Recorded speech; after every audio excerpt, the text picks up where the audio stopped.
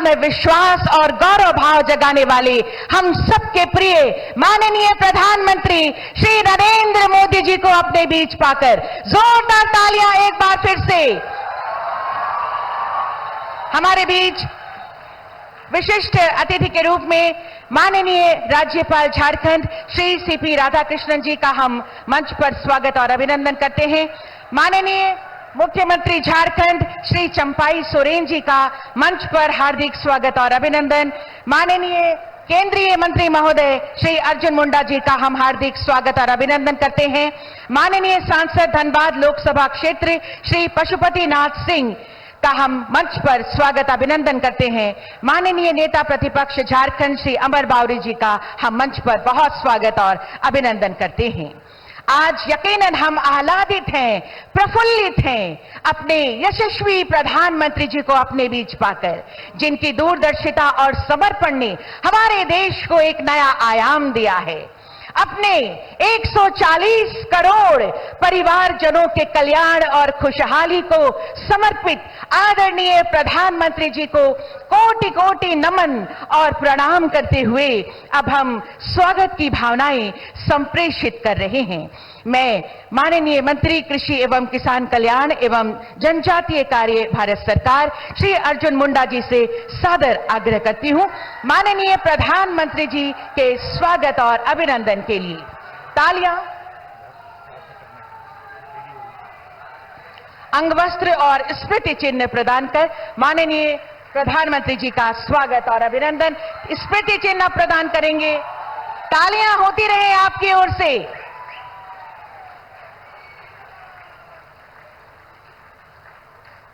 बहुत बहुत धन्यवाद। और अब माननीय मुख्यमंत्री झारखंड श्री चंपाई सोरेन जी से सादर आग्रह, माननीय प्रधानमंत्री जी का स्वागत और अभिनंदन अंगवस्त्र एवं स्मृति चिन्ह प्रदान कर करें। और आप सबकी ओर से जोरदार तालियां होनी चाहिए।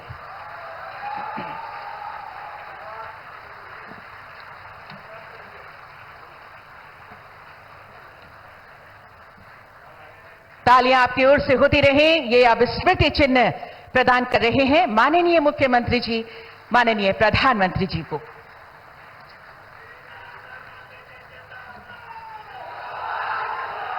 बहुत बहुत धन्यवाद माननीय मुख्यमंत्री जी स्वागत एवं अभिनंदन के लिए। सबका साथ, सबका विकास और सबका विश्वास की प्रतिबद्ध सोच रखने वाले माननीय प्रधानमंत्री जी की गरिमा में उपस्थिति जो हम सबके अंदर गौरव भाव जगा रहा है। ऐसे में अभिवादन स्वरूप स्वागत संबोधन हेतु मैं माननीय केंद्रीय मंत्री महोदय श्री अर्जुन मुंडा जी को सादर आमंत्रित करती हूं स्वागत संबोधन के लिए।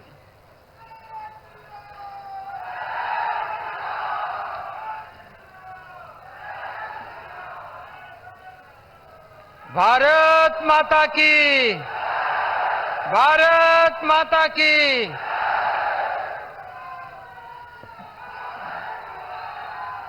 देश के यशस्वी प्रधानमंत्री और विश्व के लोकप्रिय नेता 140 करोड़ जनता के जन जन के नेता माननीय प्रधानमंत्री नरेंद्र भाई मोदी जी, मैं सबसे पहले सिंदरी के इस धरती पर आपका हार्दिक अभिनंदन एवं हार्दिक स्वागत करता हूं। मंच पर उपस्थित महामहिम राज्यपाल आदरणीय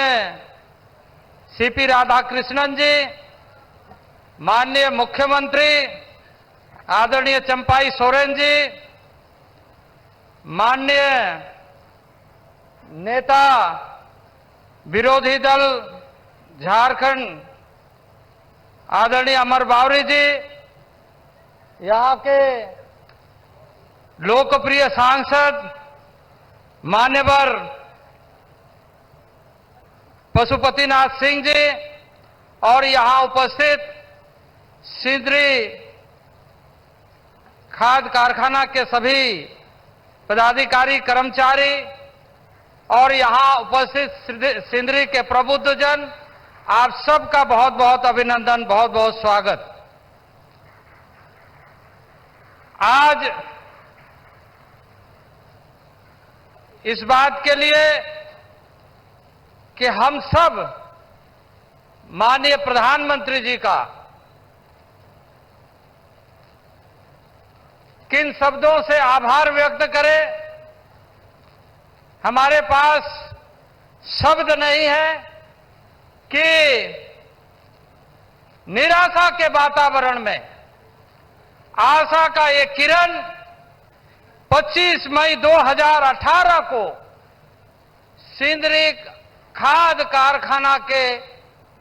शिलान्यास माननीय प्रधानमंत्री जी के द्वारा होने के बाद एक नई आशा के साथ, नए विश्वास के साथ आज वह खाद कारखाना पुनः माननीय प्रधानमंत्री के द्वारा उद्घाटन हो रहा है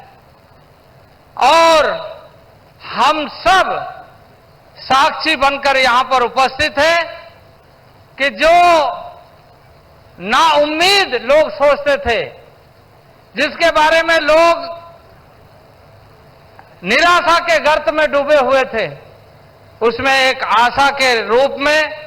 और नए क्षितिज का निर्माण करते हुए न केवल यह सिंदरी का खाद कारखाना पुनर्जीवित हुआ, बल्कि इसके साथ साथ माननीय प्रधानमंत्री के दृढ़ संकल्प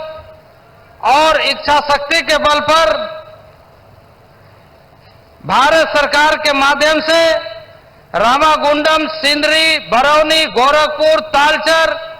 उर्वरक इकाइयों का पुनरुद्धार कार्य बहुत तेजी से आगे बढ़ा है और इसी तरीके से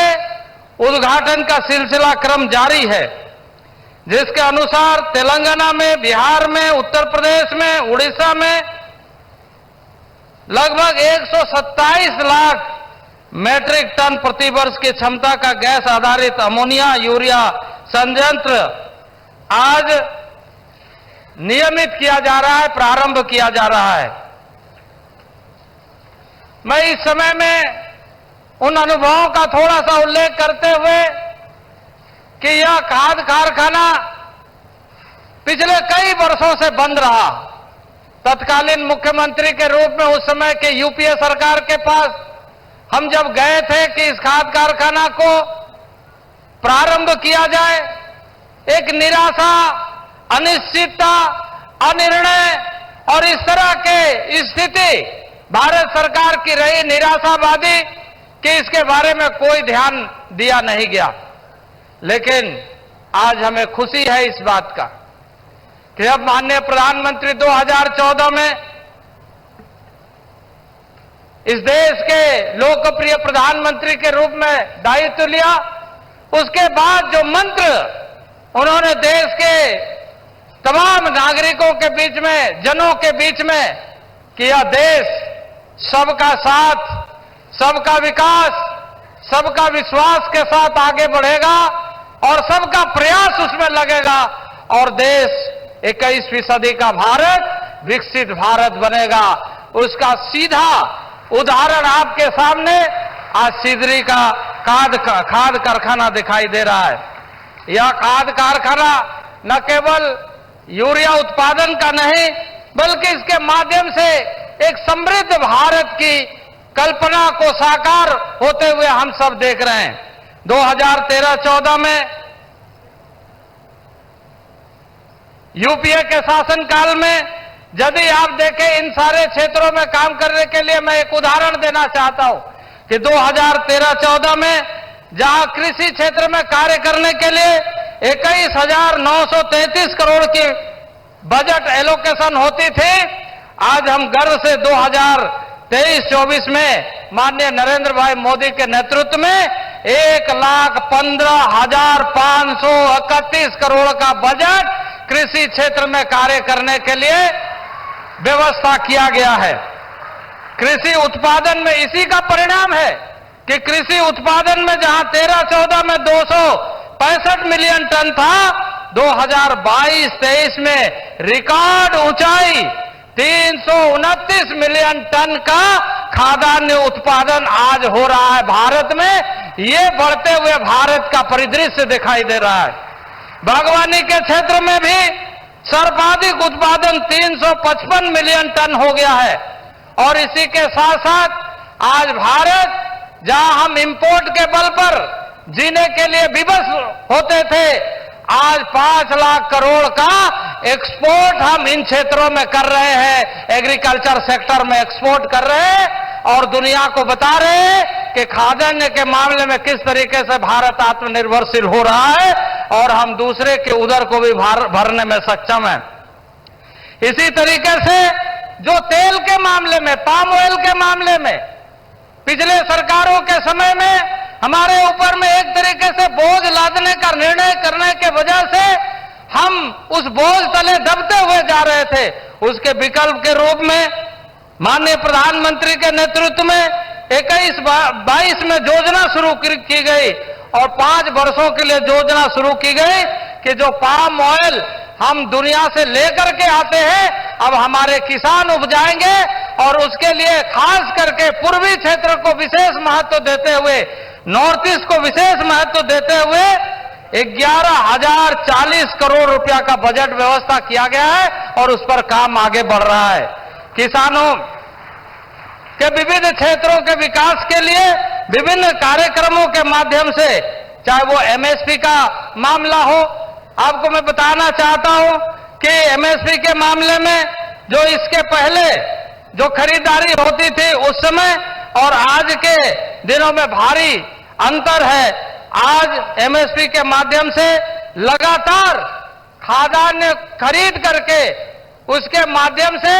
एक संकल्पबद्ध तरीके से, जिस तरीके से माननीय प्रधानमंत्री जी ने 4 वर्गों में देश को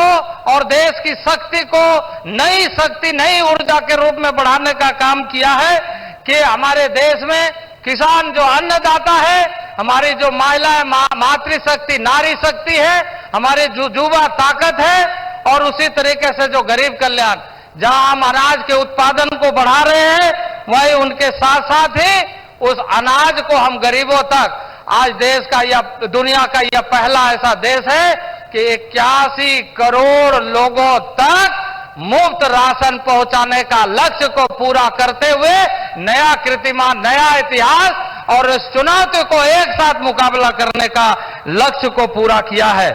आज यदि हम कहें कि जहां पिछले 10 वर्षों में अगर यूपी और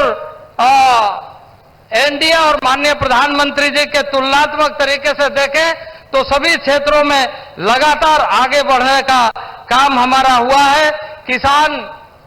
पीएम किसान योजना, इसके साथ साथ ही पीएम किसान सम्मान निधि योजना, आज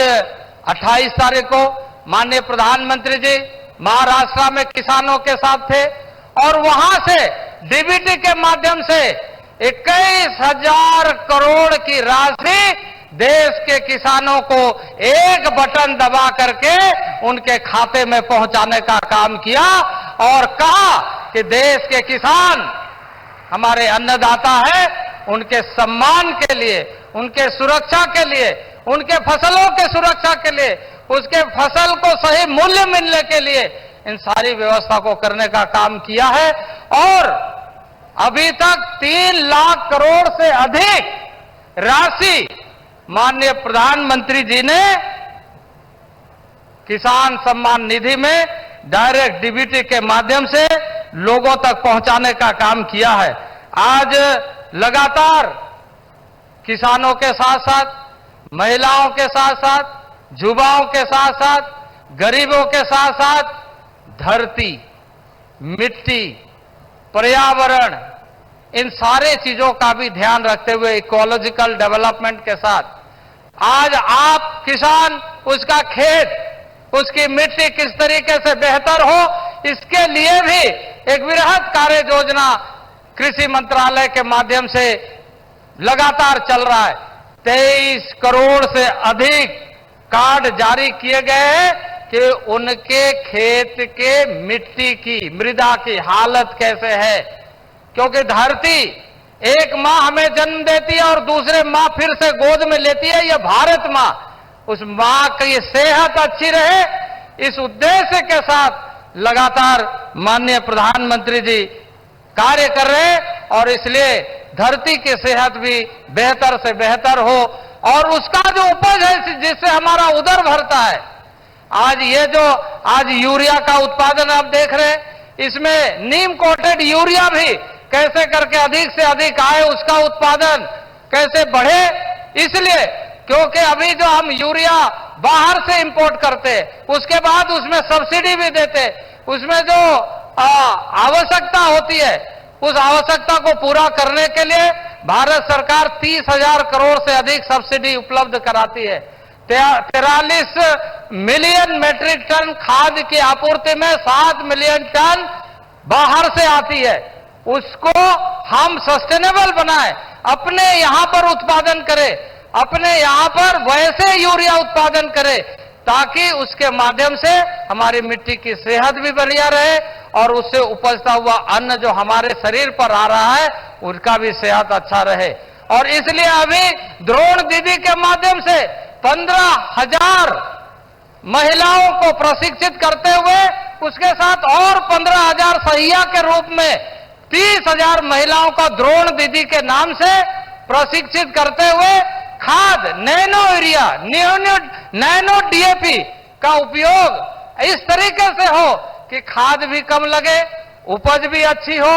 और हमारी जो नारी शक्ति है आज डिजिटल वे में अपने आप को जोड़ते हुए, आज मुझे बेहद प्रसन्नता है कि अभी 2 दिन पहले, 2 दिन क्या 1 दिन पहले अभी कैबिनेट में एक फैसला हुआ, अभूतपूर्व फैसला हुआ कि ईस्टर्न रीजन में विभिन्न क्षेत्रों में जो डेफिशिएंसी है, जो कमी है, उसको हम कैसे पूरा करें और उसको पूरा करने के दृष्टि से डिजिटल तरीके से कृषि क्षेत्र को जोड़े, डिजिटल तरीके से आम नागरिकों को जोड़े,